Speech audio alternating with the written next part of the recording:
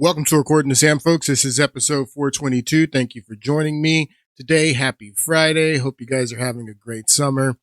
We're going to pick up where we left off in the last podcast. And to be honest with you, we're probably going to be talking about the subject matter that we're going to talk about today and the subject matter that we talked about in the last podcast for a couple of weeks because I want to hash this out before we move to a new crisis. And if you haven't been following along, in honor of the 250th anniversary of the Declaration of Independence this summer, which we just celebrated last week, I started asking the question about, what is the future of the United States? The United States going to be here for another 50 years, 100 years, 200 years, 250 years. What would the United States look like?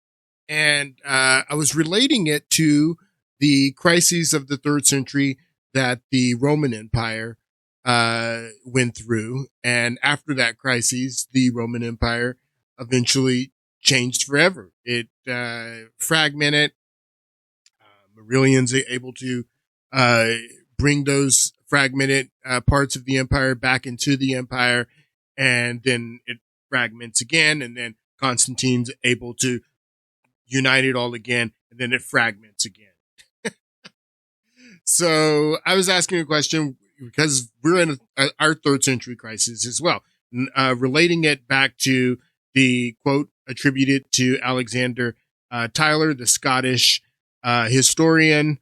We'll read his quote again here. A democracy is, and then he also said, it's not in this quote, but that empires, great nations, only last for about 200 years. And then after the 200-year period, they start in their 3rd century, just like the Romans, going into crises. And he has this cycle here, but this quote is attributed to him. A democracy is always a temporary in nature. It simply cannot exist as a permanent form of government. A democracy will continue to exist until the time when the voters discover that they can vote themselves largesse, generous gifts from the public treasury. That's what I was telling you. You guys don't understand what the public treasury is. This is the public treasury right here. That's the public treasury. 39.4. And we got it. $400 billion in just the last couple of weeks since I've been showing the dead clock. We're on our way to 39.5. Like I said that we would be at 40 trillion by the end of the summer. And at this rate, we will be at 40 trillion by the end. This is the public treasury. This is the public treasury right here. And what Alexander Tyler says here is that once voters figure out that they can vote themselves generous gifts, largesse from the public treasury, from that moment on, the majority always votes for the candidates who promises the most benefits from the public treasury. Public treasury. This is public treasury right here. $40 trillion. The voters will always vote once they figure out that they can vote themselves generous gifts, largesse from the public treasury. They'll vote for people who are going to give them the most gifts from. And where does the public treasury get its money? Where does the public treasury get its money?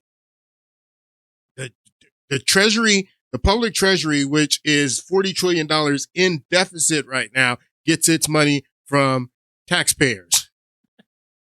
Per taxpayer. Per taxpayer in the United States, the debt is almost $400,000 per taxpayer. That's where the public treasury gets its money.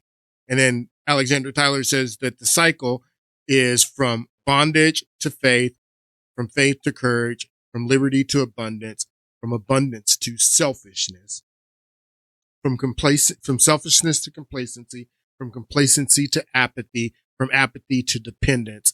And then the cycle goes back to bondage. But what if you wanted to, and you were a historian? I mean, there are other historians besides Alexander Tyler who can look at the history of empires, the history of, great civilizations across time and come to the same conclusions that Alexander Tyler is coming to here.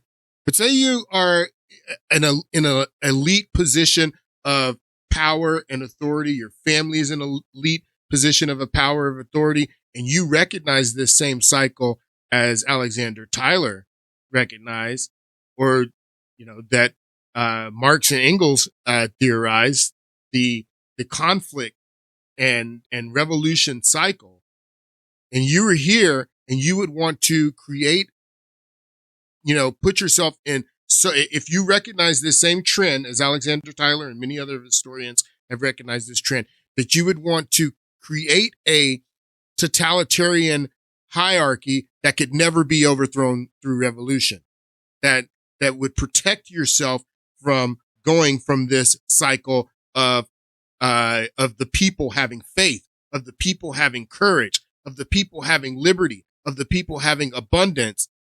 You would want, if you're in the power and the elite, you would want to keep that from happening so this cycle doesn't continue and you're overthrown eventually, just like the king and queens. I mean, Louis XVI, if you would have looked at the history of his dynasty, particularly going back to his grandfather, Louis XIV, and how decadent they were, they never would have even thought that Louis XVI was going to have his head cut off by the guillotine. They never would have thought it. But if you were in a position of power now, you would want to create a state that was never going to happen to you. There's never going to be a revolution that comes up and takes you over. So you want to create yourself and put yourself in so much power that revolution doesn't have a chance.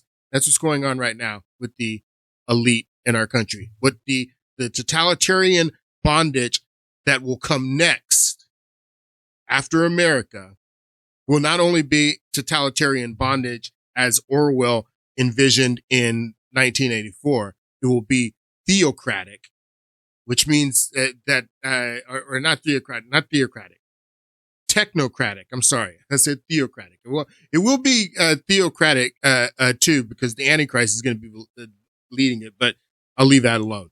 But technocratic. What these guys are doing, they're creating a technocratic state, where a surveillance state with all of this technology that there's not going to be a revolution. That's what Star Wars is about. The Empire and the Rebel Rebellion. The Empire is powerful. The Empire is in a state that the Rebel Rebellion is trying to revolt against the Empire in the first act. This is what Lucas says. He says that he created Star Wars on these ancient motifs of good versus evil. That's what they're doing. So anyway, we're in our third century crisis, and we're talking about the separate issues of crises that we're dealing with right now. Like I said, some of them parallel with what the Romans were dealing with in their third century crisis. Some of these are unique to us. We identified the election crisis. We identified the education crisis, but all intentional. The election crisis and having these fraudulent elections that nobody trusts, that's intentional. The education crisis, dumbing everybody down, that's intentional. The debt crisis is so important, people, because they had, like what I'm explaining to you is that these people wanted to create the conditions for the rise of socialism. They want socialism. The powerful people want socialism. That's what I'm trying to get you to understand. And to create the conditions for the rise of socialism, they had to take us into debt. We were on our way paying off all of our debt. They were predicting that we were going to be completely debt free in the year 2000. They were predicting that a decade later, at the rate the United States was going, that the United States was going to be completely debt free. How are you going to sell socialism if the United States is completely debt free and the United States is prosperous? And you see all of these great examples of capitalism. How are you going to sell socialism? You can't sell socialism in an environment like that. You need an environment like this. $40 trillion in debt is how you sell socialism. This is all by design. The treason crises we talked about, and then we talked about racial tribalism, which we're going to get back into. We're going to sit here on these two over the next couple of podcasts. It's all by design, all to bring about Marxism, the Marxism crisis, which we've been talking about. And we were talking about subversion, that the Marxists, don't want to take over the United States by attacking the United States with armies crossing our borders from the north, south, east, or west, that they are subverting and have been for decades subverting the United States from within to take down the United States sneakily, cunningly, craftily, taking us down sneakily. That's what subversion is. The plot to undermine, from the fifth column, the plot to undermine power of authority of an established system of institution. So these videos have been shared from these members of the DSA who won all these elections in New York a couple of weeks ago. I think that the candidate that just won in Colorado's DSA, they have a very powerful movement. You have this right, and they're not shy about the fact that they're socialists and what they want to do. This is from one of their Zoom call meetings, and it went around. You may have seen it or not, but they're very honest about the fact that they're doing this subversion. They're subverting the United States, and they're not shy about it. Take a listen to what they say in this Zoom call. And, we have a unique responsibility to act from the heart of empire, the belly of the beast. The most important thing that we can do is take that empire down from within. Our role ultimately is to facilitate our own empire's failure in ways that we can, ultimately to overthrow our own empire. U.S. imperialism is not a thing that can be reformed away. It has to be overthrown through revolutionary struggle. And to build a mass movement that can use the leverage of workers to hit the kill switch on American imperialism here within the American empire. So they're not shy about the fact that their objective is to subvert the United States from within. Look at these people. Do these people look poor? They look like they're missing meals? No, socialism it's not led by the poor. Okay, you're going to get further into that in the next podcast. That's what I'm trying to get you to understand. There's more videos from their Zoom calls. The Democratic Socialists, take a listen to what they're saying. They're not shy about it. We're excited to have each and every one of you to join us for this important discussion about what socialism is, the history of socialism, and what a socialist revolution could look like in the United States. Because the main thing that we talk to with all members, with the Action Network, and with our communities is how do we actually achieve it? A foundational step in the socialist reconstruction of society would be the creation of a new constitution. The new socialist government will take possession of all the existing capitalist banks and create one People's Development Bank. The Electoral College would be abolished. The House of Representatives. This video is interesting because I want to show you, because I remember the clip that I played a couple of podcasts ago of Jake Tapper asking Raphael Warnock about these, white middle class advanced degree socialists in New York clapping and telling Hakeem Jeffries that you're next. And Jake Tapper was trying to make it a racial thing, asking Raphael Warnock about it, that's part of it. That's what is explained. That's part of the what's going on, the intentional racial antagonization, the intentional racial divide that everybody sees going on right now. That's what he's doing. But that's why I was saying that look, this guy's black. He's a Marxist. This woman is a woman of color. She's a Marxist. The women who started Black Lives Matter were Marxists. They took all the donation money and bought houses in Beverly Hills. Of course they're Marxists. That's what Marxists do. In the socialist reconstruction of society would be the creation of a new constitution. The new socialist government will take possession of all the existing capitalist banks and create one People's Development Bank. The Electoral College would be abolished. The House of Representatives. Understand that they want to abolish the Electoral College, and she's going to say it here too. This is part of their platform. Number one, abolish the Electoral College and abolish the Senate, the bicameral legislature. And these are the two, if you understand the creation of the Constitution and the compromises that were made to get the Constitution, the Sherman Plan, the bicameral legislation from Connecticut. Connecticut was a small state, which they didn't want bigger states like Virginia and New York, running over them because they were a small state. That's why they created the bicameral legislature. That's why they created the electoral college. That's why they want to get rid of this. And they call themselves democratic socialists. No, they want direct democracy that they can manipulate with illegal voting, mail-in voting, that they can have all this power. But I'm showing you that these are the guys from the democratic, socialists, and that they're not, shy about what's going on. But what I'm telling you is that these people want it too. These people created the conditions for the rise of socialism. That's what I'm getting you to understand. It's not only about, these clowns. But I want you to listen to more of this. Justices imposed on the indigenous peoples and the nation and the Black nation. This assembly of oppressed nations will consist of delegates from oppressed nationalities and peoples. The reorganization of society, including the transition of society to green millions of work. Because she doesn't say that she wants to get rid of the Senate. She says we want to replace the Senate with this community of people from around the world. These people are clowns. These people are clowns, I swear. And they're winning elections. They're going to be, some of these people are going to be in Congress next year. And the Senate could be replaced by the Assembly of Oppressed Nations. So replace the Senate with an Assembly of Oppressed Nations. This is just crazy. Here, I want to get to the rest of what she says because she's going to lead me into with the next to one. Correct the historic injustices imposed on the indigenous peoples and the nation and the Black nation. This Assembly of Oppressed Nations will consist of delegates from oppressed nationalities and peoples. The reorganization of society, including the transition of society to green technology and renewable energy, will be carried out by the people themselves. Mass organizations will have a central role in a socialist society. These voluntary-based organizations will be involved in the day-to-day management of the affairs of society.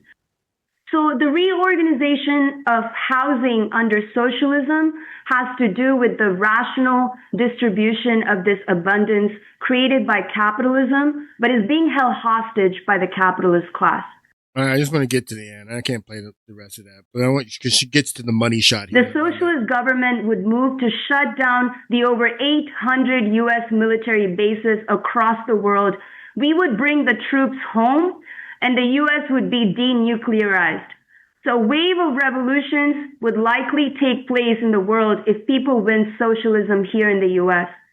Socialist projects can actually advance beyond the first stage. So socialist reconstruction in the U.S. is not only possible, but it's a historic responsibility to ourselves and the people of the world. Thank you so much. Where's the part where she says about the 1917 revolution? Both the achievements and the lessons of those socialist projects, and see our efforts here today in the U.S. as a part of that historical project.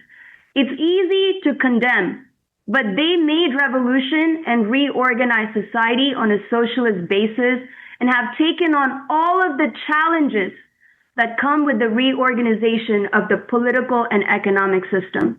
The socialist government would move to shut down the over 800 U.S. military bases across the world.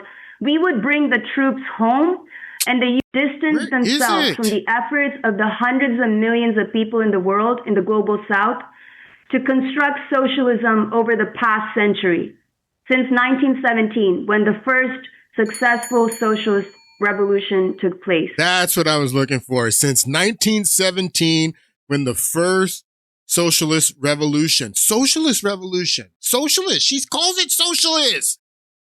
Since 1917, when the first, that's what I was looking for right there. Since 1917, when the first successful socialist revolution took place. Let's want to distance themselves from the efforts of the hundreds of millions of people in the world, in the global south, to construct socialism over the past century. Since 1917, when the first successful socialist revolution took place. Yeah, she doesn't say communist. She doesn't say communist. Notice that. She says when the first socialist revolution, successful socialist revolution, what's she talking about? The revolution we talked about in the last podcast, the Bolshevik Revolution, the October Revolution. Talked about in the last podcast, in 1917 is when this happened. When they violently killed Tsar Nicholas and his family and his children in cold blood. This revolution is what she's talking about. That Orwell writes about so eloquently when he satires the Bolshevik Revolution in Animal Farm. This quote is from 1984, which he wrote a few years later. But it says, explaining to you in the last podcast that in 1984 is about the English socialist society that they're living in this fictionalized nation that Orwell writes about, Oceania. It's completely totalitarian. Everybody is afraid, and they're going to be snitched on by their neighbors. They don't have, any goods. The goods are rationed through them. They're at constant war. All of that in this fictionalized socialist society that Orwell writes about. And I explained in the last podcast that Winston, who this story in 1984 is told through, he says, I can't remember how we got here. It was incrementally. It's like the whole analogy of boiling the frog in water. If you throw the frog in the boiling water, he's going to jump out. But if you turn the heat up slowly, that, he'll go from, having a little, hot tub bath to boiling. And so that's what Winston realizes in the book is, I don't remember, how it got this way, got so bad, but I remember a time when it wasn't like this. That's what he says. And in the book Animal Farm, George Orwell explains the revolution. How it got that way, Winston, is because of the revolution. There's always a revolution. This is what these people want. The revolution. The revolution is what they want. That's what they want. War is peace. Freedom is slavery. Ignorance is strength. So the type of people, like I was saying in the last podcast, that if you are looking at socialism, Marxism, communism from the perspective of the bourgeoisie, then it's a different perspective than looking at it from the proletariat. In 1984, when they finally arrest Winston and they take him in to torture him, when O'Brien's, talking to him, O'Brien's a member of the party. O'Brien's, perspective as a elite member of the party who got everything that he wanted, was part of the elite, part of the bourgeoisie, the owners of the means of production. His perspective of the socialist society, O'Brien's, was very much different from the perspective of Winston. So these are the type of people. I want you to watch this clip. This is from John Stossel. I'm going to play, I don't know. Well, it's kind of long, but I'll play 3 or 4 minutes of it. It gets to the point. Take a listen. People complain life is expensive, and many blame capitalism. Under capitalism, once prices go up, they stay up. They say we need a new... And I just want to, I'm sorry, I got to stop this. This all has to do with this, people. This all has to do with this. The environment that we're living in right now is an environment that is ideal for socialism and Marxism to rise because of this. Again, if, we didn't have $40 trillion in debt, then, our entitlements aren't going insolvent. We're not, having the problems that all this is intentional. This is, again, creating the environment for socialists is what it's all about. That's their main argument that the socialists right now are making in this moment for socialism. New system. We need revolution. We need a whole different system. A mass uprising against the violent capitalist system. Their solution? Socialism. Among Americans 18 to 34, socialism is viewed more positively than capitalism. Pro-working class is pro-socialism. Is it really? By working class, they mean poor people. But it's not the actual material poor who want socialism. When you actually see who supports socialism, these are people who are relatively well off. Political psychologist Rob Henderson grew up in foster homes before getting... This is what Orwell recognized. If you, read his work outside of, the two masterpieces, Animal Farm and 1984, this is something that he realized. In the beginning, he embraced it. All of his friends at these wealthy schools that he went to, at these wealthy private schools and circles, they're all embraced socialism. They all had, they all were very wealthy or came from very wealthy and affluent families. One of the best stories about Obama is that when he came to Chicago the first time, that the person that was supporting him and, that got him into the University of Chicago and got him into the political circles, and it was Bill Ayers Sr., very wealthy. Bill Ayers was very wealthy, but he was a communist. He was a socialist. So you see this going on, that very wealthy people, they like socialism. It's not the poor people that like socialism. That's what, and the poor people, these wealthy, upper middle class, advanced degree people are using the poor people and using what they call their plight to advance socialism, to get them to accept socialism. Now, just like what Orwell writes in Animal Farm, once the revolution is over, the animals didn't like what happened after the revolution, but it was too late because Napoleon had the dogs. You couldn't say anything. Napoleon was in the manor house and everything was changing, but you couldn't say anything. That's what Orwell is writing about in Animal Farm. Socialism. When you actually see who supports socialism, these are people who are relatively well off. Political psychologist Rob Henderson grew up in foster homes before getting degrees from Yale and Cambridge. He calls socialism a luxury belief. It is an idea that confers status while ultimately inflicting costs on people who are less fortunate. You take the Occupy Wall Street movement. The majority of the people who participated, they were college educated. They disproportionately earned more than $100,000 a year. We are the 99%! You have to have a certain level of comfort to neglect your day job. I just thought of this. Okay, so he's bringing up Occupy Wall Street, and I've talked about this before. So this was all in reaction to the 2008 crash. Okay, just follow me here. 2008 crash.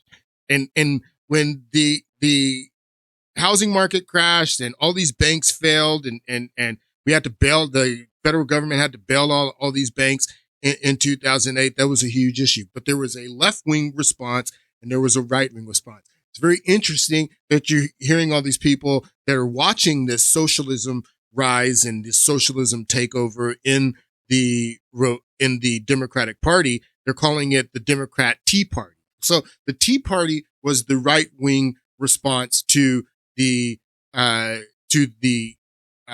financial crisis that happened in 2008. That's why the Tea Party rose, because of the Bush years and Bush running up the debt and Bush taking us to war. They like to say that the Tea Party was a response to Obama, but it wasn't a response to Obama. It was a response to George Bush. It started before Obama, and carried on through the Obama administration. But that was the right-wing response, is to go back to conservatism, all in reaction to the financial crisis. The left-wing response, when Occupy Wall Street happened, they started saying, we need a new system. Capitalism is bad. This is because of capitalism. But it wasn't because of capitalism. These guys did it. They set up the entire crash under the Clinton administration. They set it up. Robert Rubin, Alan Greenspan, Larry Summers, they all set it up for the crash to happen. It was time to happen. And then George Bush comes in and he does the, American Dream. I mean, I don't know if it was an act or what it was. It was a policy, where he told all the lenders to lend out money to whoever wanted it. They set up the housing crisis. They set the whole thing up. So the point that I'm making is, as these socialists are coming out, rightfully, I mean, yes, there should have been a response to the housing crisis. There should have been a response to the bank failures and you should have been angry about that. But it shouldn't say, oh, I'm angry about it, so now let's embrace socialism. No, they set it up so you'd embrace socialism. No, this is the wrong response. The correct response was the Tea Party response. This is not the right response. Socialism. Sorry. You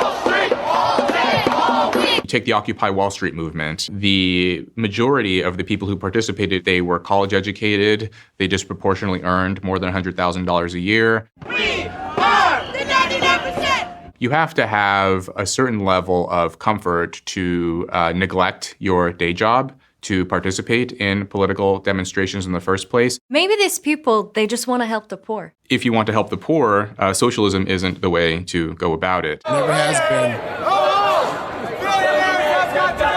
You don't see slogans like feed the poor, help the I love needy. when he says this. You know, they don't say that. They say, take it down. We're taking it down. Tax the rich. They don't say feed the poor. You know, you hear them saying that. They say revolution. They say, bring down the American empire from within. You heard them. You don't see slogans like feed the poor, help the needy, support the people who are dispossessed. It's more like soak the rich. It's people with college degrees who prioritize closing the wealth gap. Sensibly, Americans who didn't attend college are more likely to value reducing poverty, something socialism never does. Decades ago, a British prime minister said, So long as the gap is smaller, they'd rather have the poor poorer. Margaret Thatcher was spot on. Once they start to talk about the gap, they'd rather the gap was that. Down here. That. Not that. But that. it's as if they believe Anyone above you, they acquired it through illicit means. But then once you reach that point, well, you did it honestly. Bernie Sanders seems to believe that. Great example. He used to complain about millionaires and billionaires. Millionaires and billionaires. but then he made millions. If you write a best-selling book, you could be a millionaire too. Sanders no longer complains about millionaires. He doesn't. You never hear this guy talk about, he used to talk about millionaires and billionaires all the time. Millionaires and billionaires, millionaires and billionaires. And then he wrote, he says, you write a best-selling book and you become a millionaire. You don't talk about millionaires anymore. This is so Orwellian. This is what Orwell is talking about. This has been Marxism from the beginning, from the very first successful Marxist revolution in 1917. This has been the story. People like Bernie Sanders, they asked him when he was going all around the country on the Tax the Rich tour, why are you flying first class? I gotta fly first.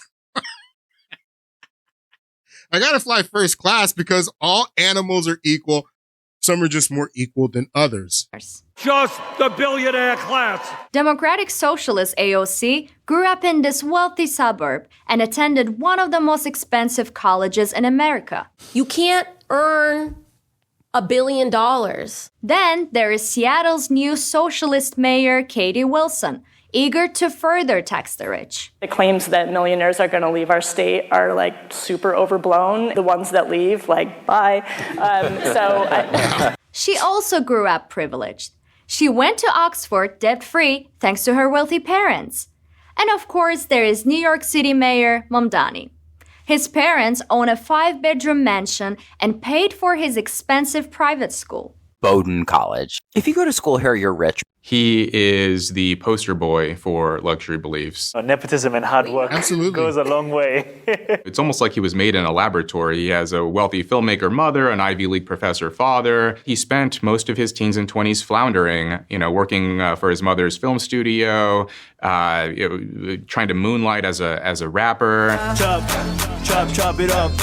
Chop it up. We live under an inherently oppressive capitalist dogma. Many socialist influencers grew up wealthy.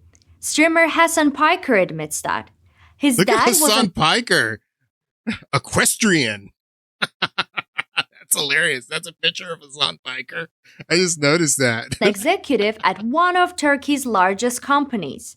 Now Piker earns millions streaming on Twitch, denouncing the system that makes him rich.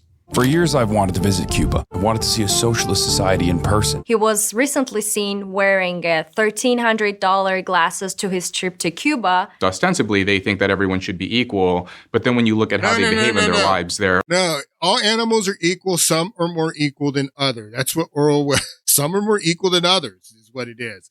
And that's if you read the book Animal Farm, that's not the way it started off. It didn't start off as all animals are equal.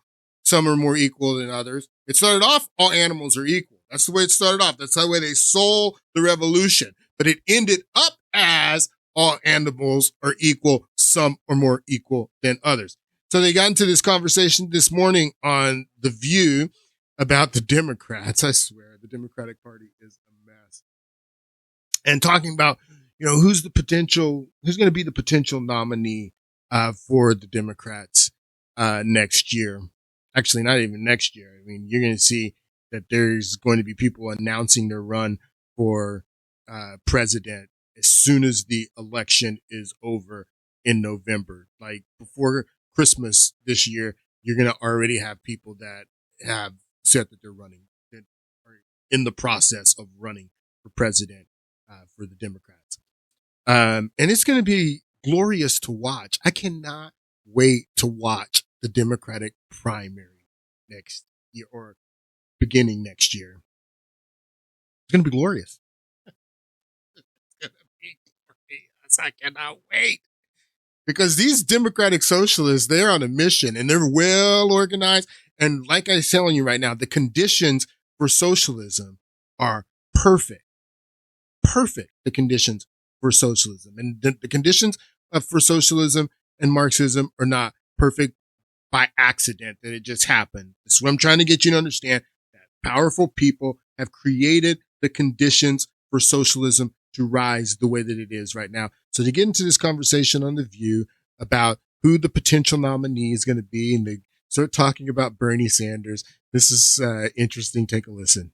President. We love Bernie. I mean, I think he's a great senator, but come on. Well, no reference to what condition Bernie Sanders is in. I think the best take on this is you just can't sell this right now to the country. With the President Biden debacle followed by what we're witnessing with President Trump. The country needs to be excited. They need to be hopeful. They need to be unified. Who's she talking about? They need to be hopeful. They need to be excited. Who are they talking? We need Obama. We got to have Obama. Inspire them. That kind of pitch of like, we're going to put out Bernie Sanders, and no shade against him personally. I don't necessarily agree with him with his policies, but it's not just him personally. It's the country has gone through this twice, and I think we're done. Like, what was the other one? Reagan? No, I'm saying that on the heels of President Biden and now President Trump, to put up Bernie Sanders will be 86 when he runs. Like, right. And 90 when he's done. Yeah. Okay, I just think it's not personally against how that age matches, because everyone looks different, acts different, has different energy levels. But the country has been deeply disappointed. And I think we need a unifying spirit come together. We need Obama. And I just don't we got to have Obama. Ironically, Obama. Bernie Sanders, who's been barnstorming the country, doing a lot of campaign events, a lot of them with Alexandria Ocasio-Cortez, actually does first class. They fly first class. Inspire, does mobilize voters out. But let's also consider the source. Bernie Sanders is not saying he's running. Nobody's putting Bernie Sanders out. I do think that Bernie Sanders is going to have a role. I think he's going. He's very influential. Yeah. He's going to put his finger in the scale, but I don't expect him to run. His policies are more. This is the important part. This is the part that I wanted you to hear coming from Sunny.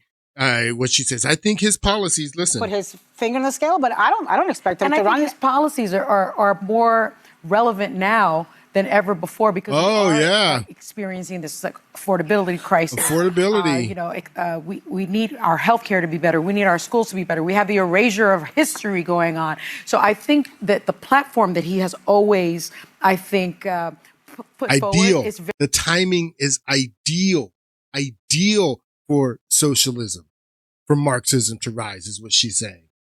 The timing is ideal. That's what I'm trying to get you to understand.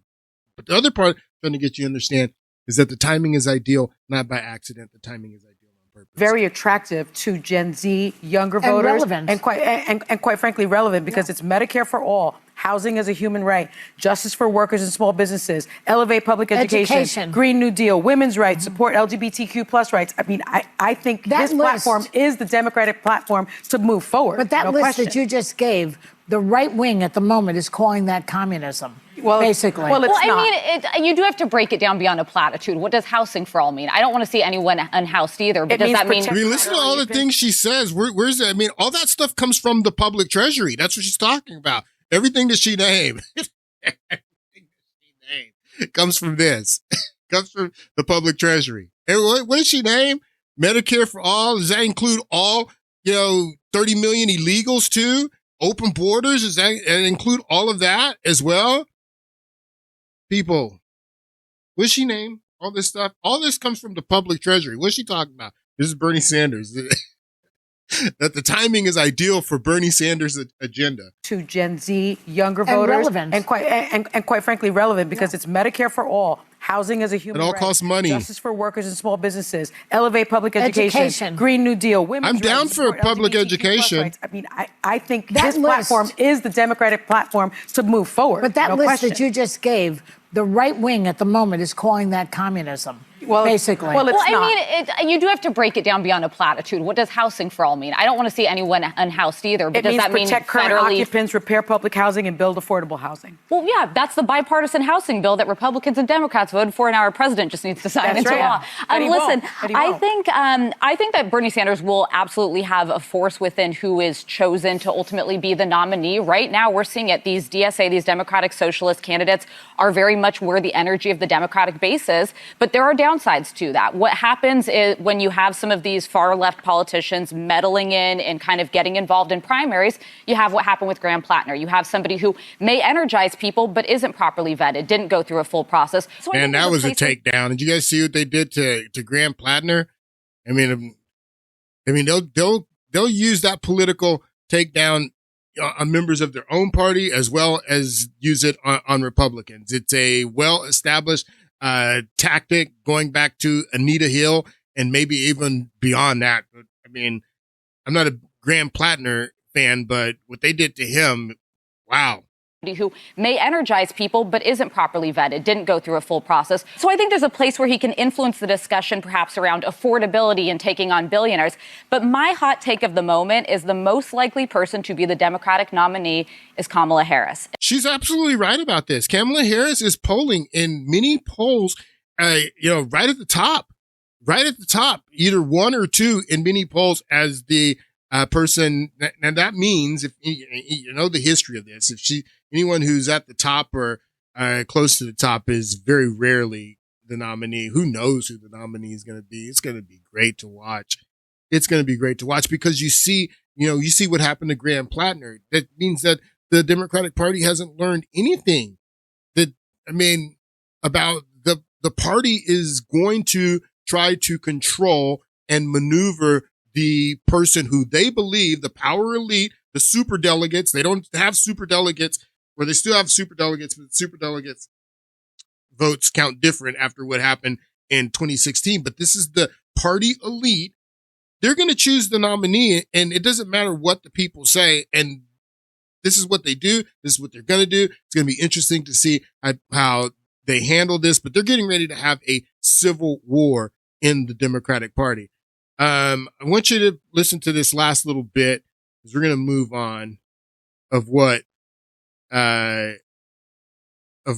Joy says here and how Anna snaps at her. Take a listen. Talking about the Bernie Sanders wing of the party. Yeah, those are all great. Joy, I'm saying that these people. I hate it when I hear. Because I'm going to explain what's going on. So Joy mentions some names. She mentions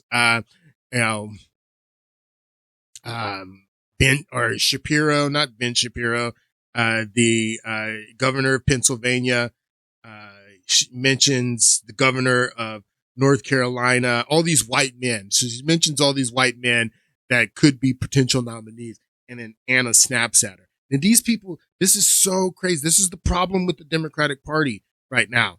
I mean, they're talking about the House being on fire and Anna wants to play identity politics.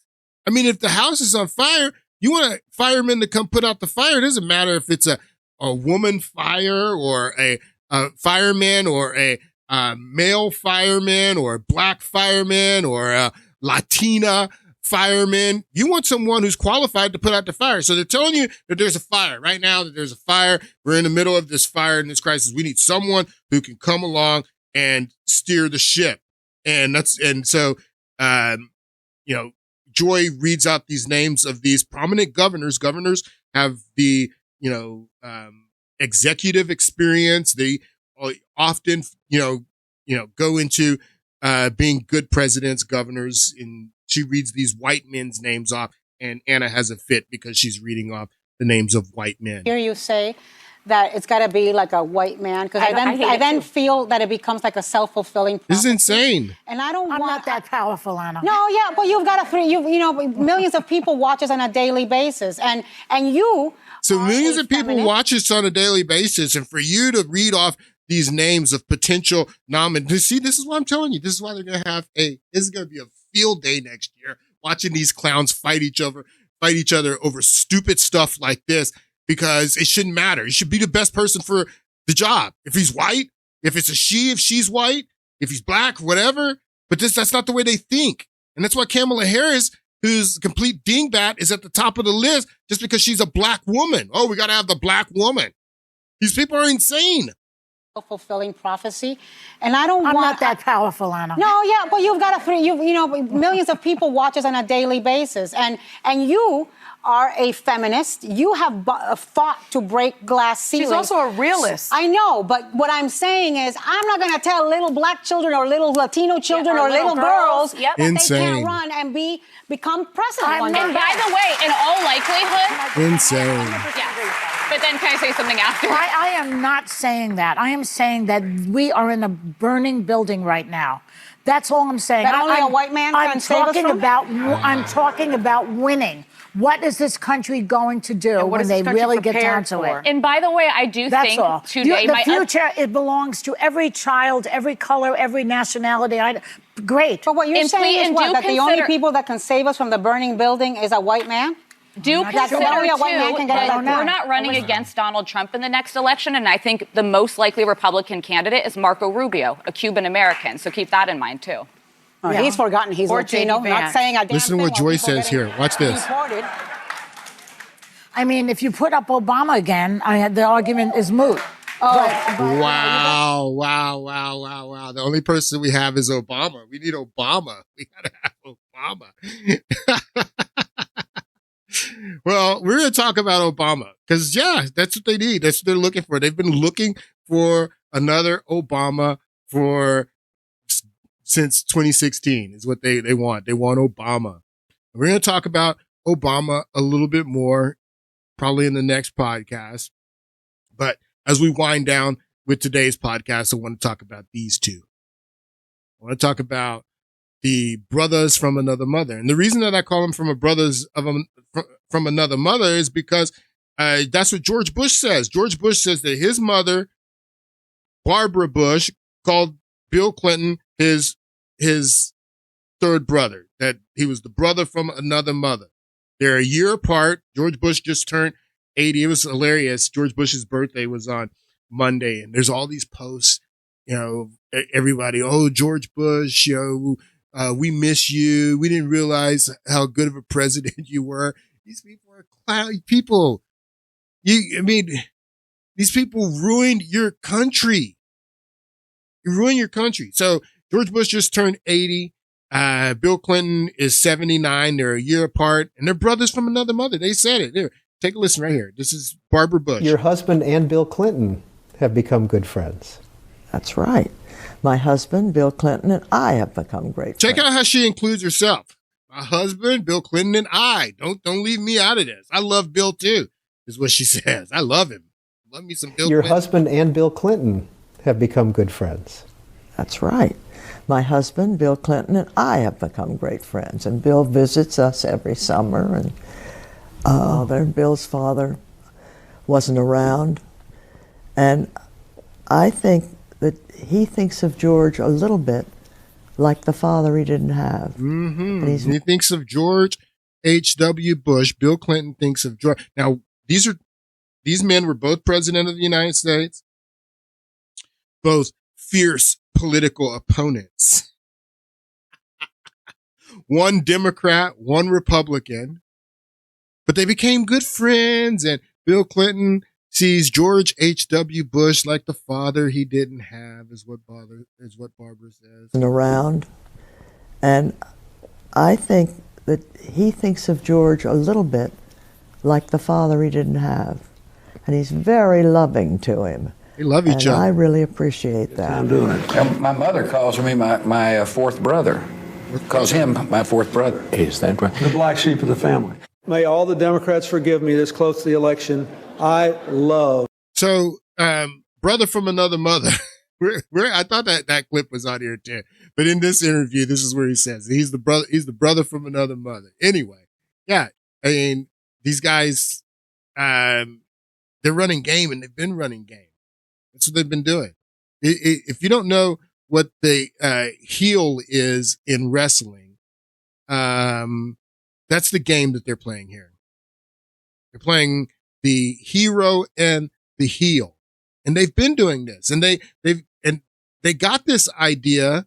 Not got the idea. I mean, they weren't the first to do this. I'm going to tell you, this goes back to George Bush's grandfather, Prescott Bush. We talked a little bit back in the last podcast, and his friend, George Bush's grandfather, and his fraternity brother, Averell Harriman. We'll get to that here in a moment. But let's talk about what the heel is. This guy was a professional wrestler, and he played the heel. He explains a little bit about what the heel is. Well, I have another clip that goes into explaining what the heel is, but I just want you to hear what this guy says about when he had to perform the role of the heel. Take a listen. I think you gotta go with it. If not, you're just missing a moment, really. You know, I mean, look at the heat Charlotte Flair had. Yeah. But as a heel, it's so easy to freaking boo her out of the building. And for me, man, we could use this. We really can. We could use this because, you know, in a match, I always say, as a heel, I need the fans cheering as loud as they possibly can for my opponent. Listen to what he says. As the heel, I need the fans cheering as loud as for me to be doing my job as a heel, I need the fans cheering as loud as they can for my opponent.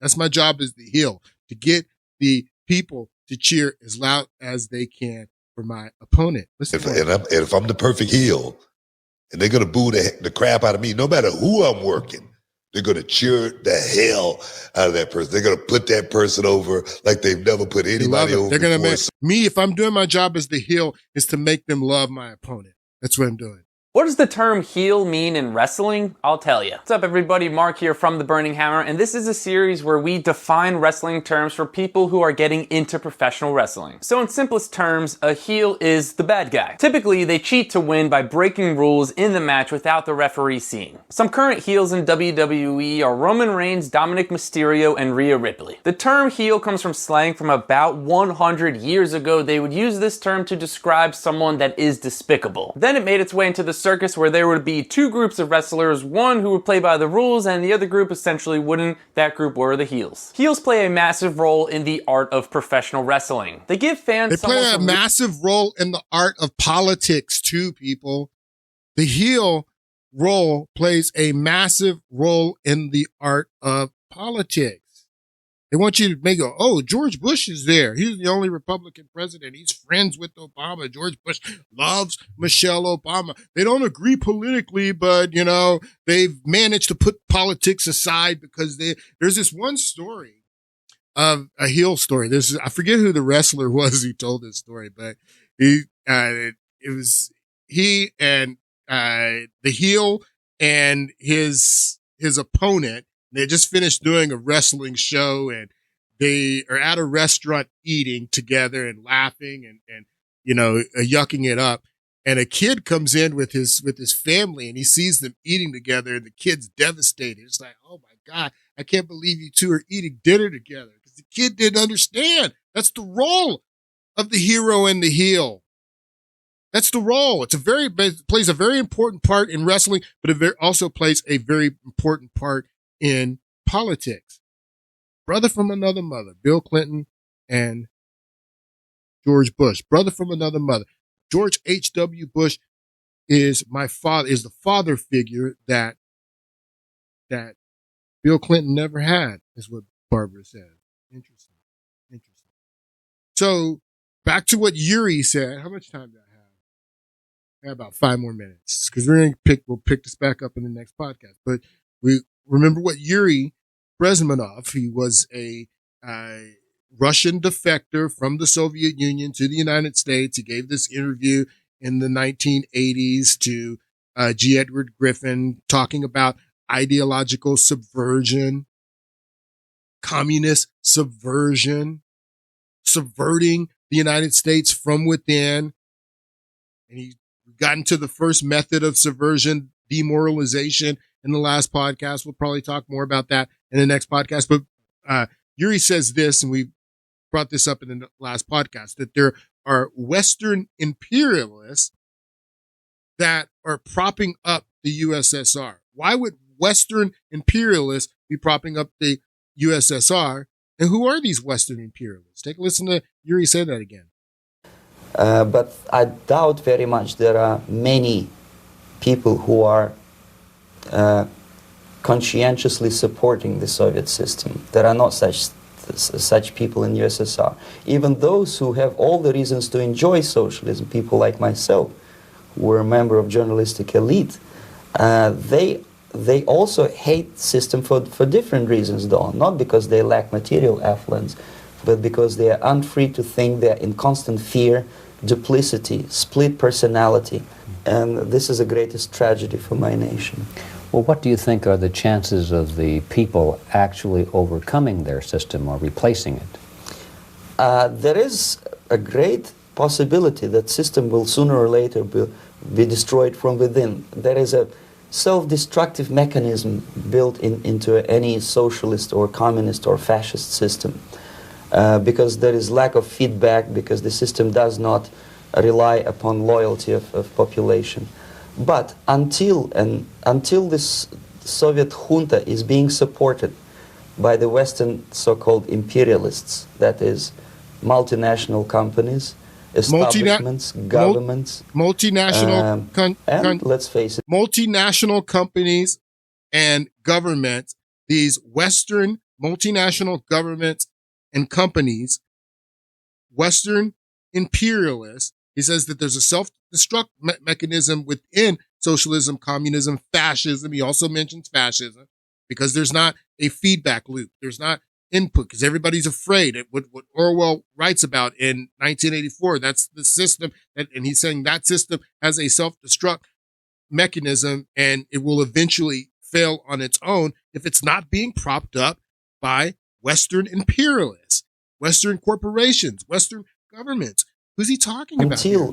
Until this Soviet junta is being supported by the Western so-called imperialists, that is, multinational companies, establishments, governments, and let's face it, intellectuals, so-called academia in the United States is famous for supporting the Soviet system.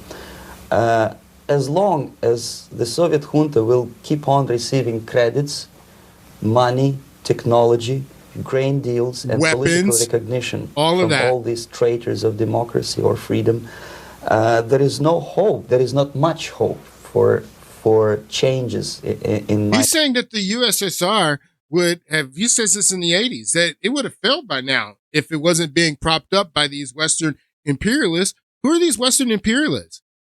Who's he talking about? Hold on.